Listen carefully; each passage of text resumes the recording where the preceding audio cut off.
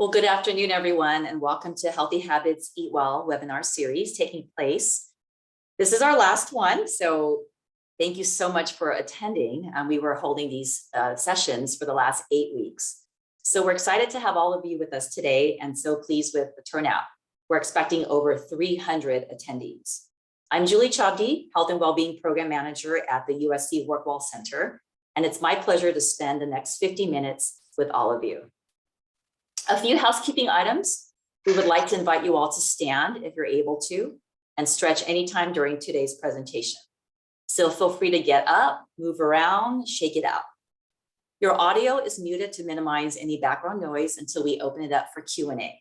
But feel free to use the chat function or the Q&A function to make comments or ask questions, and our presenters will be assisting in responding to the questions.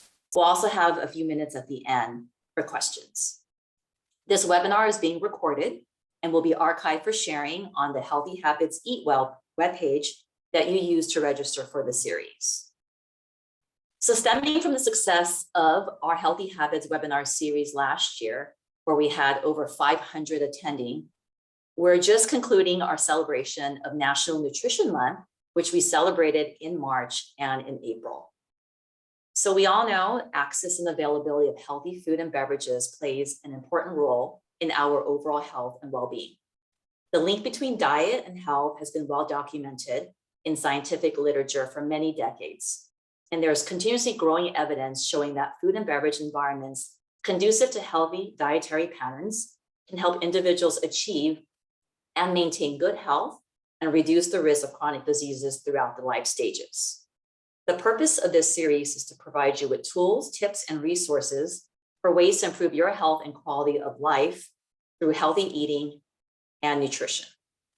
So here's our look at our entire webinar series. We are in our final session, but I want to acknowledge the partnership that we've had with registered dietitians and nutrition experts from Clinical Nutrition at Keck Medicine, Keck School of Medicine, USC Athletics, USC Hospitality, the Leonard Davis School of Gerontology, USC Student Health, and the USC Transplant Institute, Keck Medicine of USC.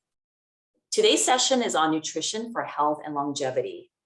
For those of you who attended all 8 sessions, we'll be entering you into a raffle, and we'll also be raffling off 2 prizes at the end of today. So let's get started. Today's agenda will include the role of nutrition and various diets and the latest research on nutrition and aging and different healthy eating patterns for long health and longevity. So with that, I'm really flattered and it's my honor to introduce our speakers for today. We have Frida Hovig, PhD candidate with the USC Leonard Davis School of Gerontology, Joy Liu, abdominal organ transplant dietitian, and Susan Kim, clinical nutrition and wellness manager with the USC Transplant Institute. And with that, I'll turn it over to Susan to get us started. Thank you so much for the introduction, Julie. Joy, Frida, and I are dietitians, and another thing we have in common is we all graduated from the same nutrition program here at USC. Our degree is in nutrition, health span, and longevity. This perspective on nutrition and how it impacts our health and longevity is the lens that we are so excited to share with you today. Next slide. Food and nutrition play such a large role in our lives, which is why we have been focusing on it for the past 8 weeks through this Eat Well series. There are reasons behind why we make the food choices that we make, and many times they then become habits. Food provides us with essential nutrients and vitamins that we need to grow and maintain life. Food is personal and individual according to what we like and what our bodies need. Certain food choices or refraining from eating is part of some religious practices. Food is about where we come from and who we are. There are cultural traditions and recipes that have meaning. And in some cultures, food is a sign of love and respect. What we choose to eat can be a political statement. Animal rights and sustainability may be reasons for your food choices. Food brings people together to celebrate and engage with one another. It plays a central role in relationships and is one of the easiest ways to make connection.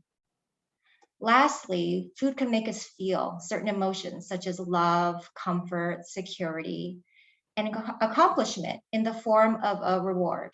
Food creates memories. Food is a daily choice or habit that we make several times a day for the most part, which is completely in our control. Next slide. The most recent science indicates that 20 to 25% of our health outcomes is genetics, and that 75 to 80% is our environment, which includes our diet. What we eat is the largest controllable input that affects our minds and bodies. Studies show healthy behaviors significantly reduces risk of developing chronic conditions by avoiding tobacco, getting regular exercise, and following a healthy diet.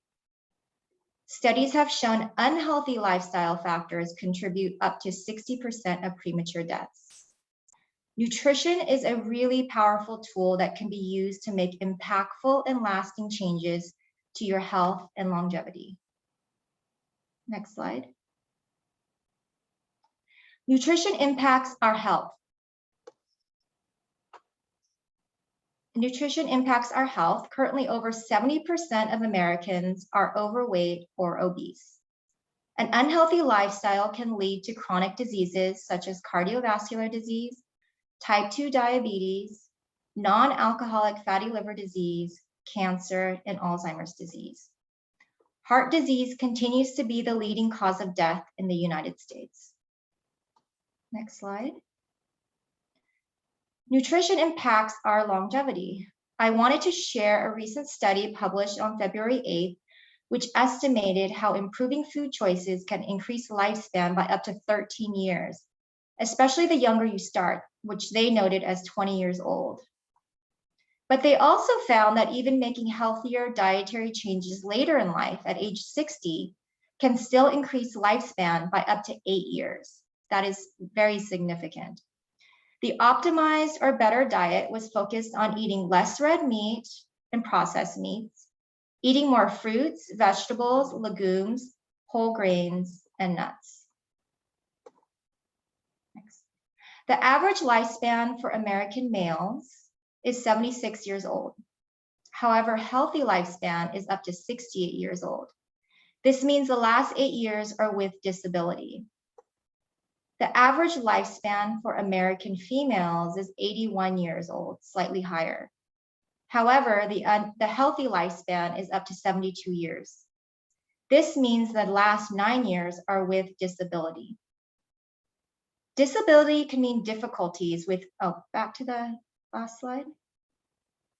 Disability can mean difficulties with movement, pain, fatigue, multiple medications, and an inability to participate in activities of daily life. Living longer without good health can be hard. That is why living healthier and longer is the ultimate goal. Next slide.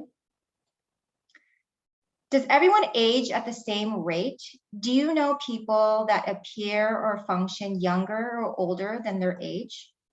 This study looked at a group of 38-year-olds and measured their health markers to determine their age depending on how well their bodies were functioning, or otherwise known as their biological age. Their biological age ranged from 30 to 50 years old. So what does that mean? Chronological age is your age based on your birthday. Biological age is calculated on how old your body seems or functions. You cannot dispute your chronological age, but an individual's rate of biological aging can vary. Several of the markers used to calculate the biological age are related to lifestyle and body weight. Your biological age, or how you age, can be modified with a healthy lifestyle. Next slide. So I just wanted to know how many of you are familiar with the blue zones? I think Suzanne had a poll.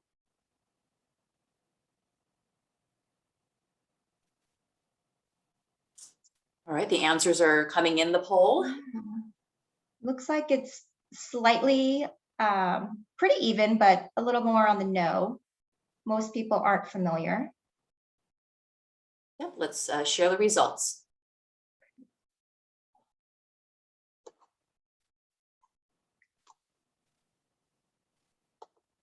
The blue zones are areas in the world with the largest concentration of centenarians, or the longest lived people.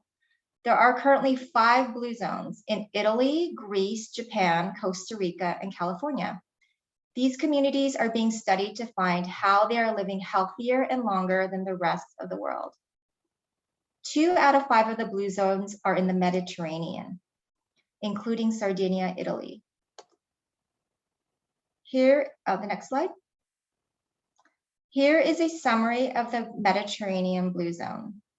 The Mediterranean diet is mostly plant-based, consisting of fruits, vegetables, nuts, beans, fish, and olive oil. They consume goat's milk, which has more calcium, vitamin B6, vitamin A, potassium, and niacin. They also drink a glass of red wine daily. Meat is rarely consumed, usually during special occasions or on Sundays. This group is very active. They walk 5 miles or more a day. They have strong family values. Growing old is celebrated, and the elderly stay at home rather than enter a retirement home. Their families take care of them until their death. And Sardinians are known for their humor and laughter, which no doubt provides stress relief. Next slide. The Okinawa Islands are nearly 1,000 miles from Tokyo. Okinawa is known for sunshine, spirituality, and sweet potatoes. Very similar to Hawaii, they're known for tropical weather, palm trees, and sugarcane. Next slide. Here is the summary of the Okinawan Blue Zone. The Okinawan diet is considered the healthiest diet in the world. The Japanese have the lowest rates of cancer, and the Japanese women are amongst the most longest lived. The Okinawan diet is mostly plant-based and consists of sweet potatoes, other vegetables, and fermented soybeans. They eat some fish, but very little, and on special occasions. Hara Hachi Bu is a Confucius saying that means eat until you're 80% full, stopping before you are just way too full. Akige means purpose and is the reason for waking up in the morning. Okinawans have very strong friendships. They're very social with a strong community network. And this is my favorite. Okinawans have what they call a Teige personality. They try not to hold on to negative emotions, and they let things go. They have a positive attitude towards life, and they really don't concern themselves too much what other people think. The next blue zone is the American Blue Zone, and actually right here in Loma Linda, California. Loma Linda is 60 miles east of Los Angeles off the San Bernardino Freeway. Loma Linda is home to the Seventh-day Adventists and Loma Linda University. The population is roughly 22,000. Next slide. Here is a summary of the Seventh-day Adventist Blue Zone. Their diet is also mostly plant-based and consists of nuts, tomatoes, soy milk, whole grains, avocados, beans, and oatmeal. Saturday is their Sabbath, and they practice spirituality. They avoid alcohol, tobacco, and caffeine. Their bodies are sacred, and taking care of themselves is a part of their religious practice. Regular exercise is part of their lifestyle with a focus on endurance, strength, flexibility, and balance. They drink plenty of water, and they enjoy finding humor in their lives. As you can start to see, there are many similarities between the blue zones. Joy Liu is now going to go over more details about their specific diets. What great information, Susan. As Susan mentioned before, the blue zone diets are based on eating patterns of people living in the blue zones, the parts of the world where people live the longest. The blue zones are the world's longevity hotspots. And as Susan mentioned, there are 5 blue zones in the world, and I will be going over the diets of 3 of these blue zones. So let's start out with the Mediterranean diet. Next slide, please.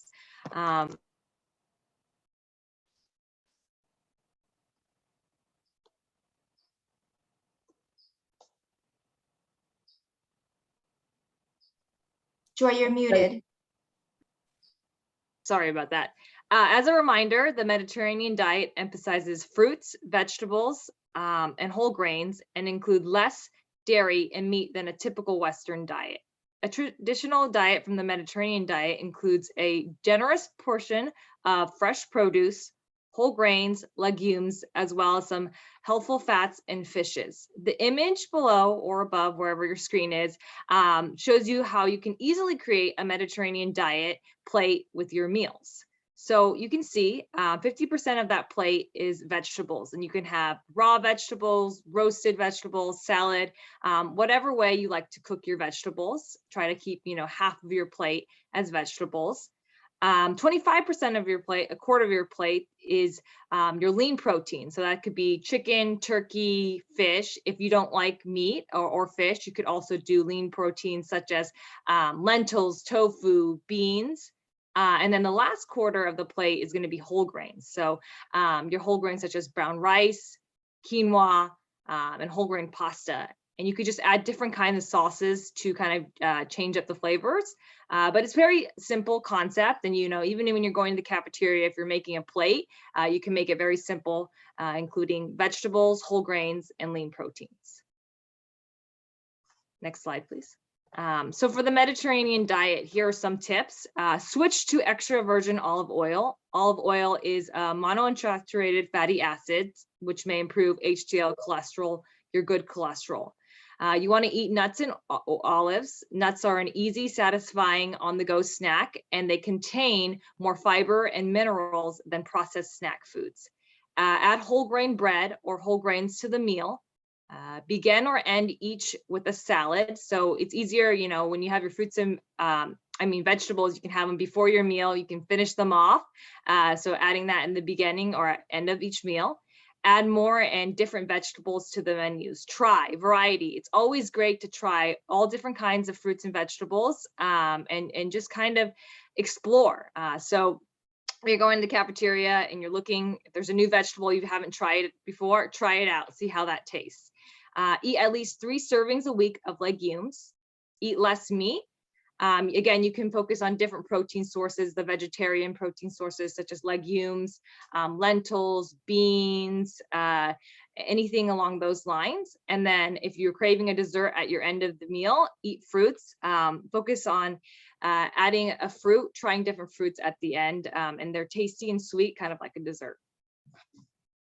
Next slide, please. So here are some different sample Mediterranean diets for breakfast. Some ideas: egg and tomato, avocado, chickpea salad, as you can see here. Really great colors.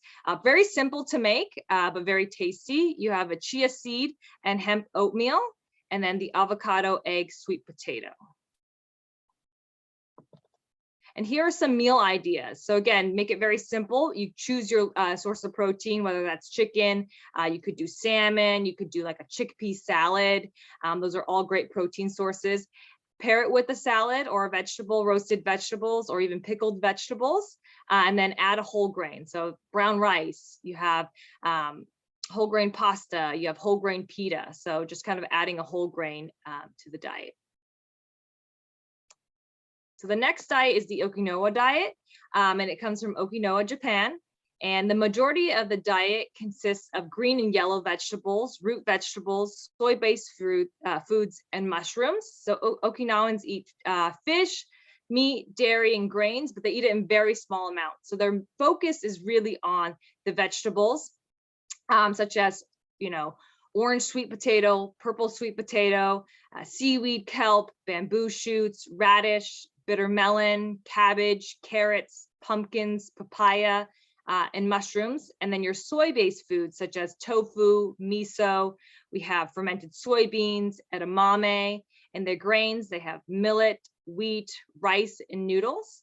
And again, when they do have meat and seafood, they focus primarily on fish and some pork. So the Okinawan diet does not usually consist of beef, processed meats, eggs, cheese, milk, and processed carbohydrates like sugary sweets and snacks. Next slide. So here are some tips. Include sweet potatoes in your diet. So switch from regular potatoes to sweet potatoes, and you can try different kinds. You could try the purple sweet potatoes, the Japanese white. There's a variety of sweet potatoes, so try them out and see which one you like. try out different type of seaweed. So we live in an area where we have a lot of access to Asian grocery stores. So you can go there and get some seaweeds. You can get some kombu, nori, try those different seaweeds out. Limit meat, dairy, and grain products. So they eat a lot of vegetables. And then choose soy and soy foods, soy milk, soybeans. There's a lot of different soy out there. And then swap out your red meat for fish. Add mushrooms to your meals. There's a lot of different mushrooms to try. You got the shiitakes, you have oyster, just a huge variety. So try those out as well, and eat more vegetables. Next slide. So the last diet I'm going to talk about is a Seventh-day Adventist diet. It comes from Loma Linda, California, and it's a diet promoted by members of the Seventh-day Adventist Church, and it's a mostly plant-based diet that avoids caffeine, alcohol, and other substances that they consider unclean or harmful. So here are some tips. Next slide, please. Avoid caffeine, alcohol, hot spices, pork. Eat legumes and beans in moderation. Eggs and dairy should be consumed in moderation. Eat lots of whole grains, eat fruits and vegetables, and focus on eating more plant foods. So you're probably starting to sense a theme. So the Blue Zone diets in summary. So you don't really necessarily need to follow one specific one. You can find one that kind of fits your lifestyle, what you eat. Look at what you eat and try to implement some of these different tips. So eat less and in small portions of 3 ounces. 4 ounces. It should include meat. It should eat less meat and in small portions of 3 to 4 ounces. Focus on eating plant-based foods such as legumes, beans, tofu, and fish. Eat lots of whole grains such as brown rice, whole grain pasta. Eat lots of vegetables. Again, make half of your plate vegetables. You want to avoid high-fat dairy products and avoid processed foods. And then the last thing I want to talk about, it's not really focused on the diet, but Susan did touch upon it, is exercise. And because you got to pair the diet with exercise to have that longevity. So how exercise, is just as important as eating a healthy diet. And science has linked being inactive and sitting too much with a higher risk of heart disease, type 2 diabetes, cancers, and early death. So we know we need to exercise to continue and, to help us live longer. So each week, adults need about 150 minutes of moderate intensity physical activity and 2 days of muscle strengthening activity. Easy ways to make time for fitness include, scheduling your workout. So sometimes I'll do it, I'll put it in my calendar, just like you have a meeting. If you schedule your workout, just have you go to work, you schedule that, you schedule your meeting with your coworkers, you got to commit to that schedule. You could also wake up 30 minutes earlier. I know we like to watch Netflix a lot. So, watch one less Netflix episode a night. Or if you do like to watch your episode, you can watch it while you're walking or doing something active. You can listen to podcasts. While you're at work, take a walk during your lunch break. I know a lot of us park in that Valley parking lot. So park far away from that shuttle and walk all the way to the shuttle. Or if you want, you could also walk, you can go out through the back gate and walk onto the campus if you're here at Keck. And also, skipping the elevator to take the stairs. So there's a lot of different tips. You just want to really try to be active. So that's my part of the presentation. I'm going to turn it over to Frida so she can talk about the longevity and fasting diets. Wonderful. Hello, everyone. Thank you so much, Julie, for the introduction. And thank you, Susan and Joy, for sharing all this nutrition knowledge that we can really apply to our lives. So my name is Frida. I am a dietitian and I'm working here at the School of Gerontology at USC in Dr. Walter Longo's lab. I'm extremely enthusiastic about preventing age-related diseases, which are basically most chronic diseases, through personalized nutrition and fasting interventions, and really using strategies to optimize our health span and longevity for both our brain and for our body. So aging is one of the main risk factors for chronic diseases. So if we can really target aging and delay chronic diseases through nutrition, if we can really target chronic diseases and delay aging, that is the goal. So I'm very excited today to dive into some of the latest research in nutrition and aging with you here today. So topics we will talk about are: how does nutrition relate to aging? We're going to touch on fasting, fasting mimicking diet, the longevity diet, polyphenols, and most importantly, how can we apply these principles to our lives? So before I tap into all these different topics, why is nutrition and aging so important? So with increasing life expectancy, maintaining health span, which is our quality of life, has become an essential goal. So it's great we're becoming older, but it's very important to focus on the quality of life as well, because who wants to be 100 years and have a lot of disabilities and chronic diseases? Not too many.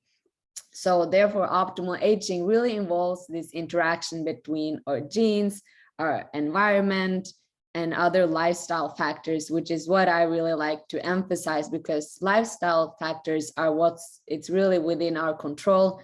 And then I'm particularly thinking of nutrition. So this is pretty powerful because it really means we have the power to maximize and improve our health. We can add vitality to our lives and really reduce the risk of disease. So when we do think about optimal aging, I love thinking of centenarians, because these are basically living examples of successful aging. It's individuals that become 100 years or even older. Another important, interesting focus is nutrient sensing longevity genes. So several nutrients can actually activate different nutrient sensing pathways in our body, either directly or indirectly.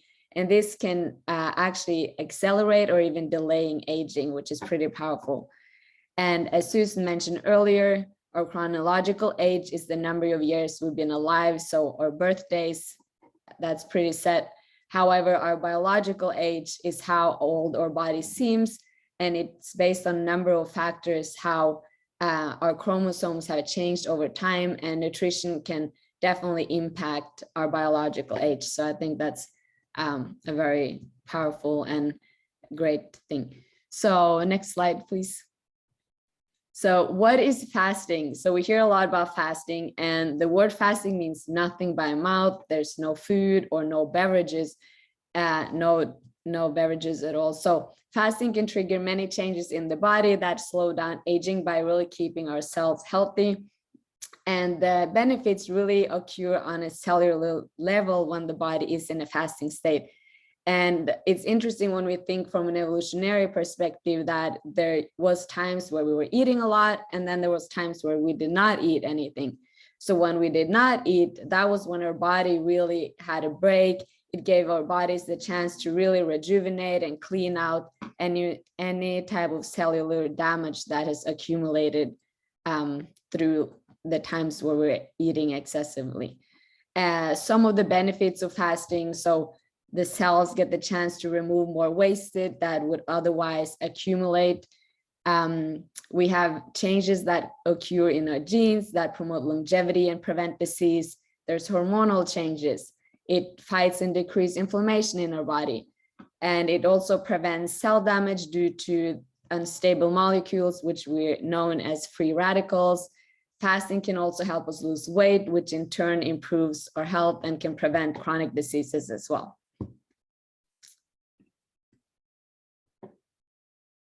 Next slide, please. So although fasting has a tremendous amount of benefits, you may have noticed that, first of all, it can be very difficult to comply to.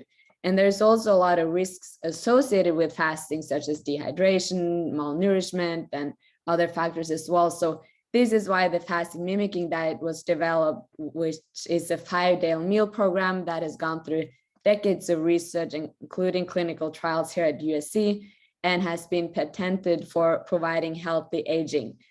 And this meal program consists of micro and macronutrients, which are designed with very precise quantities and combinations of food that will nourish you, but then it's actually tricking your body because it's designed in such a way that it mimics the same effects as if the body was in a fasting state.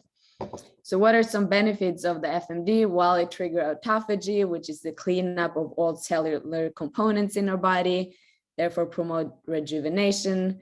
It supports our metabolic health. It enhances clarity and performance, and it can also help with weight loss. It's a good kind of kickstart to achieve any maybe weight loss goal. So there's definitely some benefits there. And if we go into the next slide, we see, so whereas the FMD is a 5-day fast that may be done once every between 1 to 6 months, depending on individual factors, the longevity diet is more a long-term sustainable approach of eating. And what it consists of is basically whole foods. It's mainly plant focused. It's pretty low in protein up till 65 years of age. It's low saturated fat, and it has a time restricted feeding window on 12 to 12 hours, which means, let's say you have breakfast at 8 a.m., then you have the last meal eaten and finished eaten by 8 p.m. So it's a 12-hour eating window, 12 hours fasting window. And the reason this is recommended is also because it's pretty doable for most people if you have a family or your kids, and it's not as restrictive as some of the other types of fasting regimen that are out there these days. So the longevity diet, it's very nutrient dense, it's large volume, it's still very low in calories because it's you get a lot of nutrients per calorie from the longevity diet. It's very high in fiber, great for your digestive systems. It benefits a variety of conditions, and it promotes health span and longevity. So if we go into the next slide, you may have noticed that there are some similarities between the Mediterranean diet and the longevity diet. And that's correct. There's a lot of similarities. They both emphasize healthy fats such as olive oil.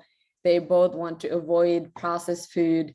And also they both are okay with including wine in moderation. However, I don't like to focus on that one too much because it's often taken a little bit out of the context, like, oh, they're recommending wine, but well, it's not maybe recommending it so much, but it's okay to have a little bit of it.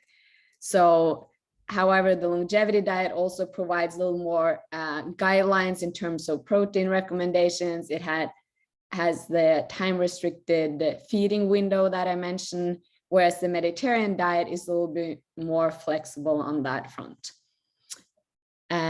All right, so if you go into the next slide, polyphenols is another well-known topic in nutrition and aging.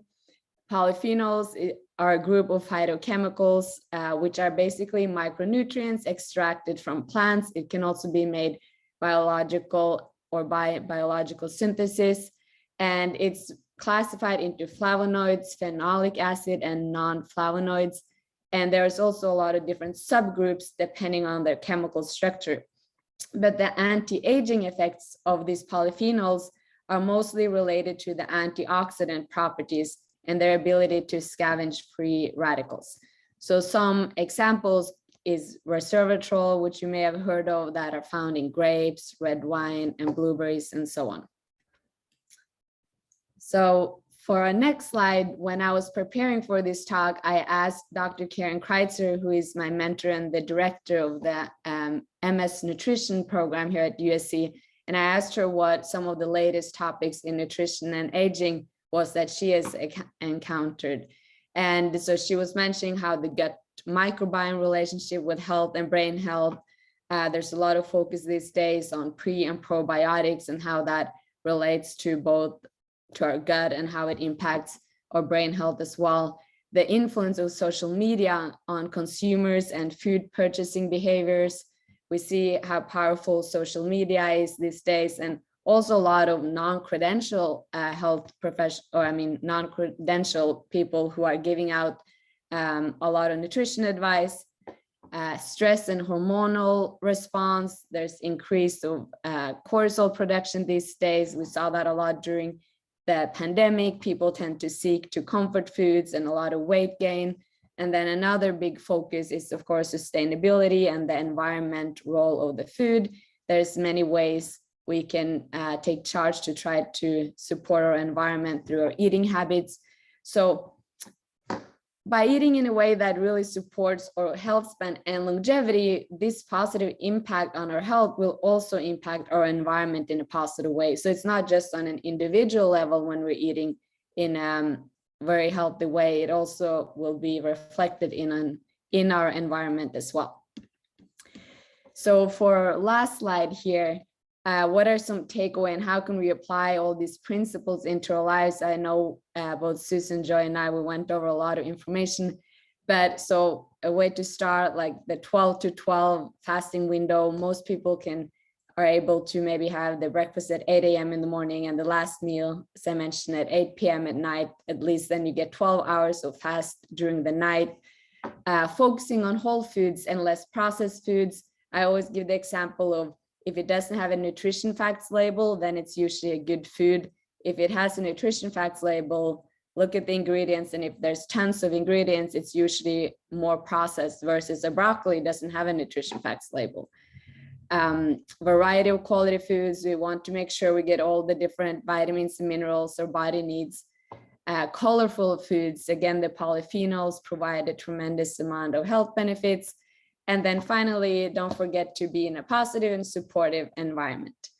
So I really appreciate all you guys' attention during your lunch break. So thank you so much for listening, and I will give my word back to Julie. Great. Thank you so much, Susan, Joy, and Frida, for that wonderful presentation and such informative information on all the different ways that we can eat well to improve our longevity. So we have a few minutes for questions. And if you have any questions, feel free to put it in the chat or Q&A. And I know Susan's been answering quite a few already, so I'm not going to repeat those questions if you all want to just look at the chat for the answers. But I do have a few questions coming in that we haven't addressed yet. Can one of the speakers talk a little bit more about prebiotics versus probiotics?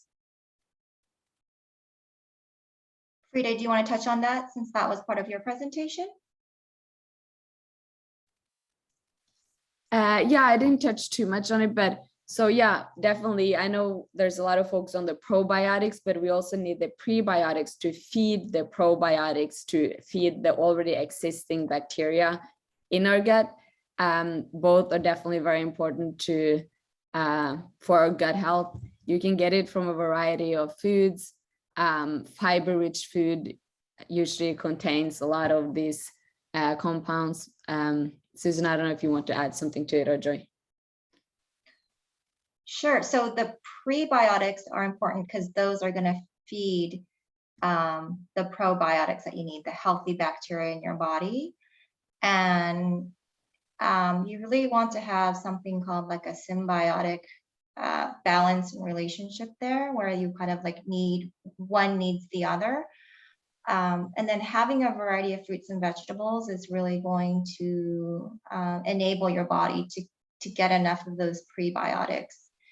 And, you know, the probiotics are really to boost your immune system, because most of your immune system is in your gut. And you want to have a really plentiful and diverse, you know, bacteria in your gut, and you want it to be the good bacteria, which vegetables are going to feed. Great. And then just a follow-up to that, what about probiotic tablets? Any comments on that? We're dietitians, so we always recommend whole food sources. You know, the FDA does not regulate supplements. It's just a matter of like naming the ingredients, but in terms of like quality of the supplements, it's always a little iffy. So there's tons of foods that are in the category of probiotics. Like, I'm Korean, so kimchi is one of them. A lot of fermented vegetables, yogurt.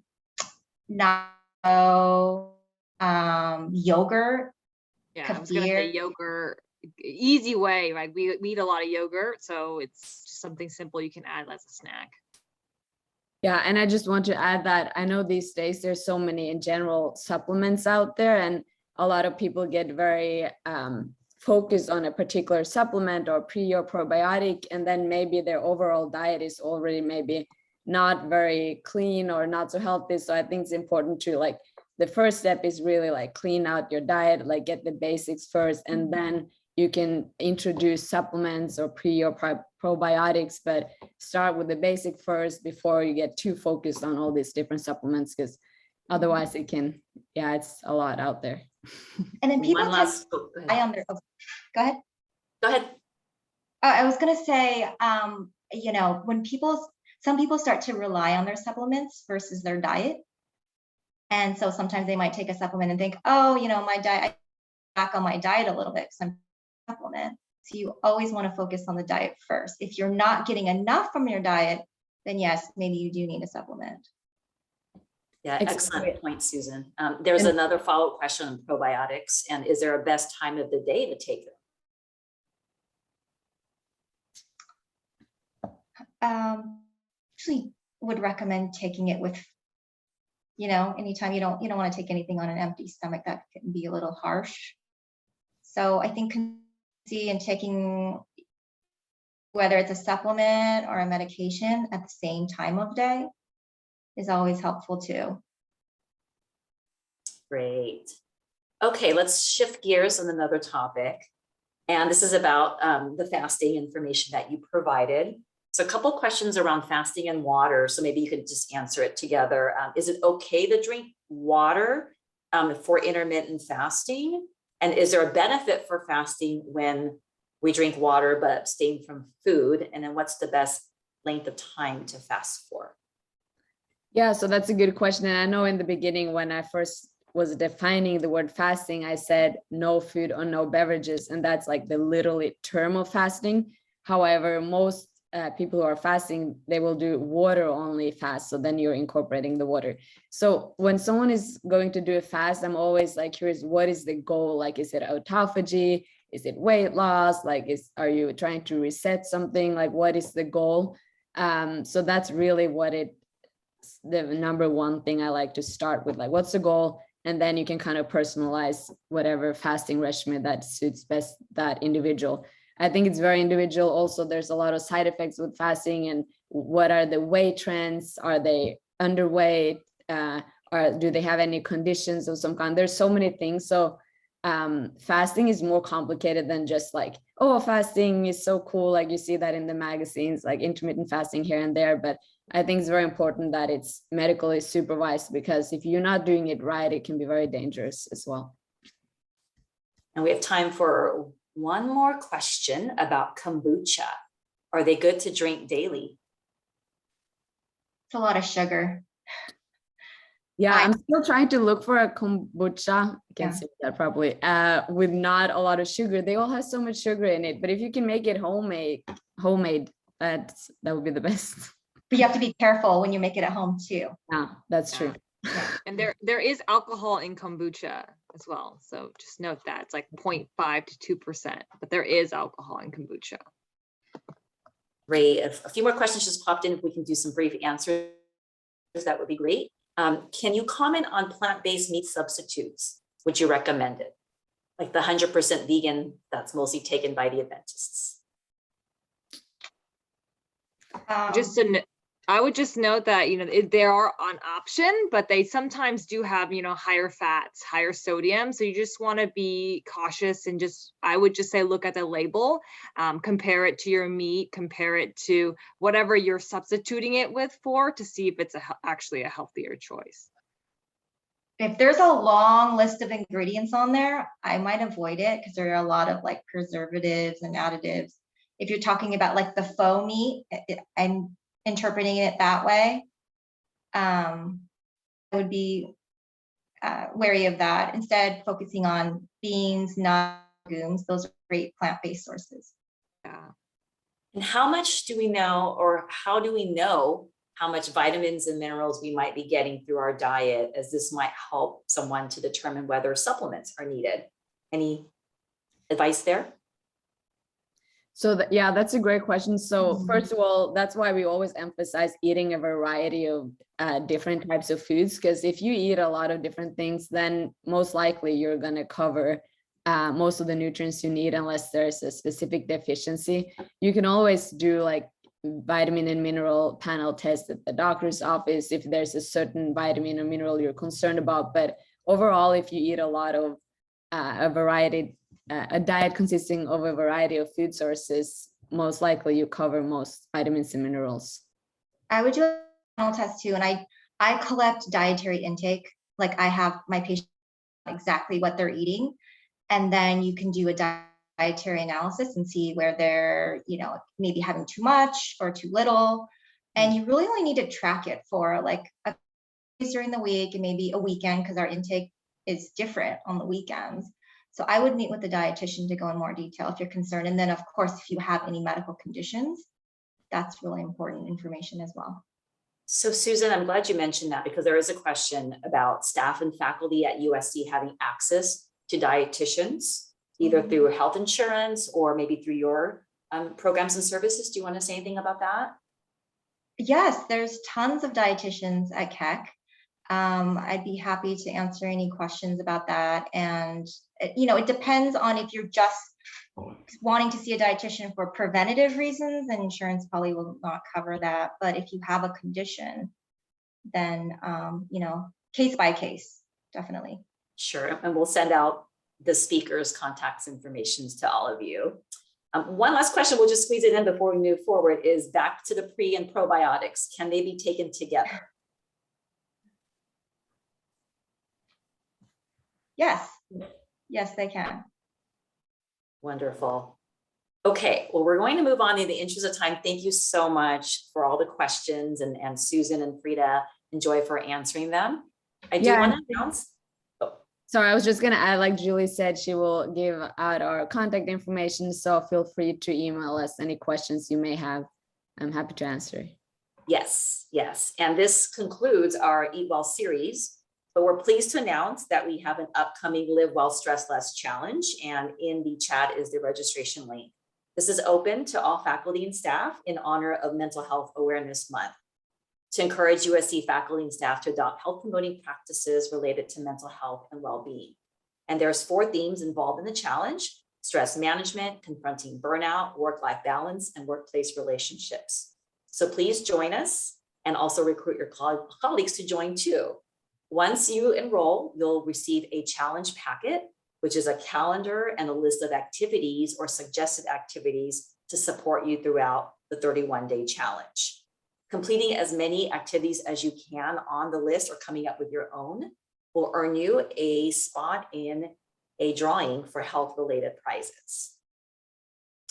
Those eligible for the Vitality Points will be in touch with you at the end of the series to confirm your points that you'll be receiving.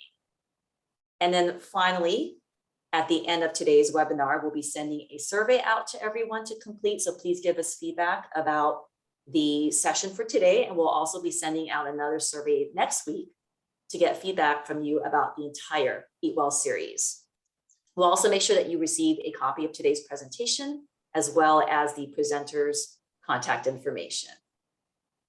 You can also find past session recordings on our website, our WorkWell website, as well as our WorkWell YouTube. So make sure you follow us.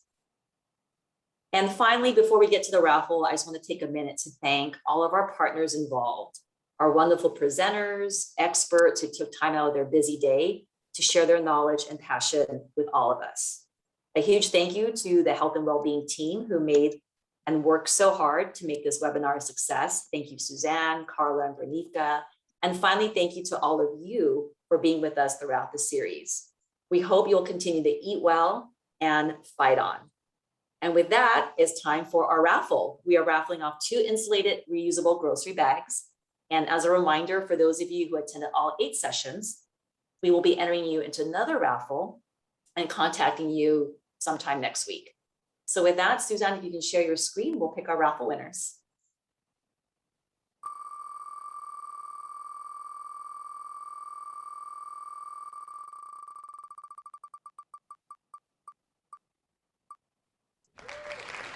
Hey, congratulations to Courtney Montgomery and our second raffle winner. And we'll be in touch with you to coordinate delivery of your raffle prize.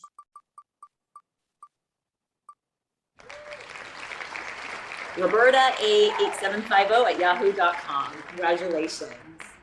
And with that, thank you so much for being part of our Eat Well series, and goodbye and fight on. Thank you, everyone. Thank Have a great day. you. Thank you.